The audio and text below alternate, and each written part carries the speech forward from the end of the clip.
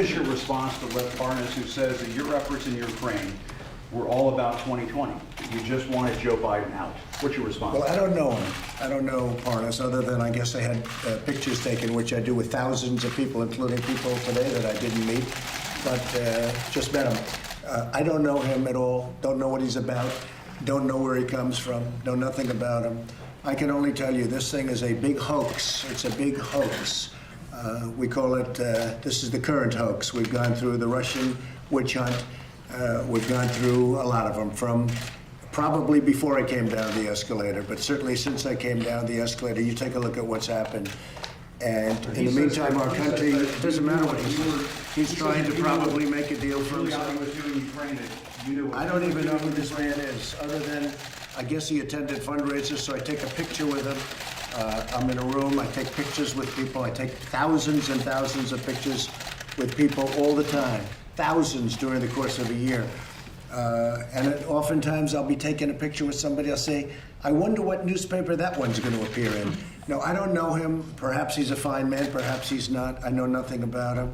But I can tell you this. More than just taking pictures with the president. He says that I don't know him. I don't believe I've ever spoken to him. You were on the phone with Giuliani, and he said... I don't believe I've ever spoken to him. I meet thousands of people. I meet thousands and thousands of people as president. I take thousands of pictures, and I do it openly, and I do it gladly. And then if I have a picture where I'm standing with somebody at a fundraiser, like I believe I saw a picture with this man, but I don't know him. I had never had a conversation that I remember with him. Certainly, let me just tell you, you just have to take a look at the polls. Quiet. You just have to take a look at the pictures. You just have to take a look at the polls. You see, I don't need anybody's help. We're doing phenomenally well. The economy is the best it's ever been. We have never had an economy like this in history. We just made the 2 best trade deals in the history of our country. We are doing well.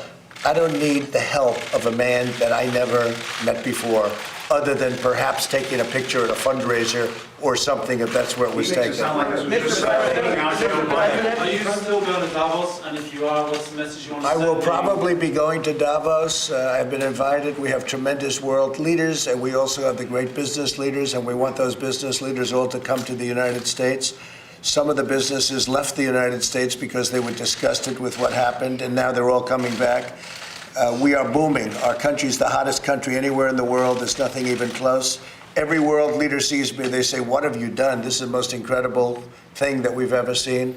I understand the stock market today broke 29,000. When I came in, it was a fraction of that. It was a number that frankly would have gone, and it would have been cut in half had the other person or the other party won. The number would have been cut in half. We are doing so well, and I want to get more. We have tremendous room for growth in our country in terms of the economy. We have tremendous, powerful room for growth. So I'm going to be going to Davos. I'll be meeting the biggest business leaders in the world, getting them to come here. I'll also be meeting with foreign leaders, okay? Mr. President, you're talking about prayer and faith today. What's your message to the millions of Catholics in the United States? Why should they vote for you in the upcoming election? Catholics. Well, I have a great relationship with Catholics. I've done so much for Catholics. You take a look at the abortion issue. You take a look at many of the issues, Mexico City. You take a look at so many of the different issues. My relationship with Catholics and the Catholic Church has been very, very good, as you know very well. Yes, Jeff, go ahead. Mr. President, Rudy Giuliani wrote a letter to Zelensky requesting a private meeting, and he said it was in his capacity as private counsel to President Donald J. Trump. This was before the inauguration. Did you authorize him to write that letter? And what was your understanding of what the meeting was supposed to be about? Well, I don't know anything about the letter, but certainly Rudy is one of the great crime fighters in the history of our country. He's certainly probably the best over the last 50 years. He was also the greatest mayor in the history of the city of New York. I think Rudy was truly an outstanding mayor. It's an example, his endorsement of Bloomberg got Bloomberg elected. He wouldn't have even been mayor.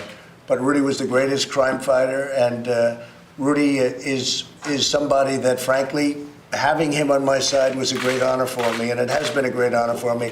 Rudy Giuliani did a phenomenal job over a long period of time in fighting crime. And frankly, he's a very legitimate guy, a very straight shooter. I didn't know about a specific letter, but if he wrote a letter, it wouldn't have been a big deal. Rudy was always in, It was very important to Rudy that I be a great president, and that's okay with me. It was very important to a lot of people because our country was going to hell, and now our country's on a path that we haven't seen in decades and decades. We've never done better. Go ahead. No, not you. Go ahead. The trial starting next week. What's your view on how long it should take? Well, I think it should go very quickly. It's a hoax. It's a hoax. Everybody knows that. It's a complete hoax. The whole thing with Ukraine. So you have a perfect phone call. This is a call, fortunately, it was actually 2 phone calls. You people don't report that. There were 2 calls. They were both perfect calls. In fact, probably among the nicest calls I've ever made to foreign leaders. Now, so you have these perfect calls, and everybody says it now. Before they knew they were so good, because fortunately they were transcribed, you had other people saying terrible things about the calls. You had a fake whistleblower that wrote a report that bore no relationship to what was said. Everything was false. You have now the Ukrainian president and the foreign minister of Ukraine saying there was nothing done wrong. In fact, they said there was absolutely no pressure whatsoever. Everything was perfect, and they impeach. It's totally partisan. We had 195 to nothing Republican votes. I guess we got a Democrat actually came over to the Republican side.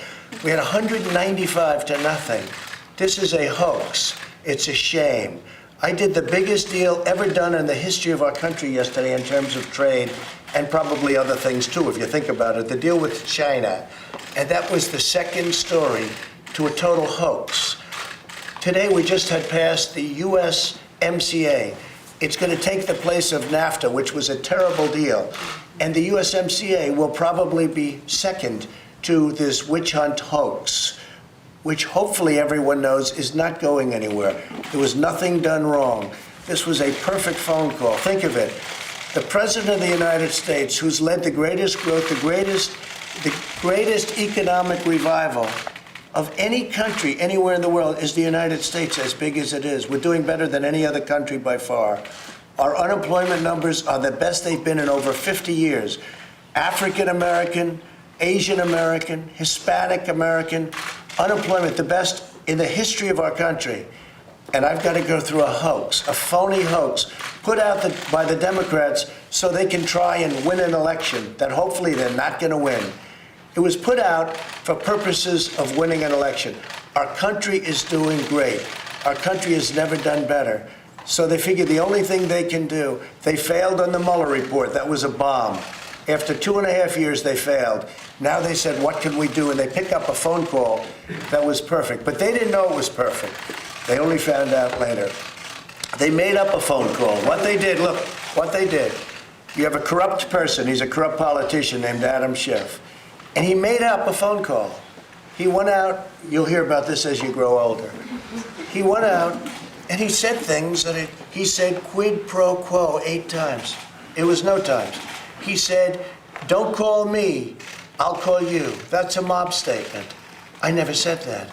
Fortunately, I released the transcript of the call. The transcript was perfectly accurate. And now everybody agrees because it went through a lot and they said, well, could you add 1 word here? Or Lieutenant Colonel said, well, I think they should add, they added the word. Everyone agrees the transcript is perfecto, done by total professionals, right? But I released that after they had done these fraudulent acts. And you get impeached on this. We have the greatest economy in the history of our country. We have the highest job numbers today. It was just announced. We have more people working in the United States than ever before in the history of our country, almost 160 million people. We're doing an incredible job. And for absolutely no reason, I got impeached. It's a disgrace and it's a hoax. Thank you very much, everybody.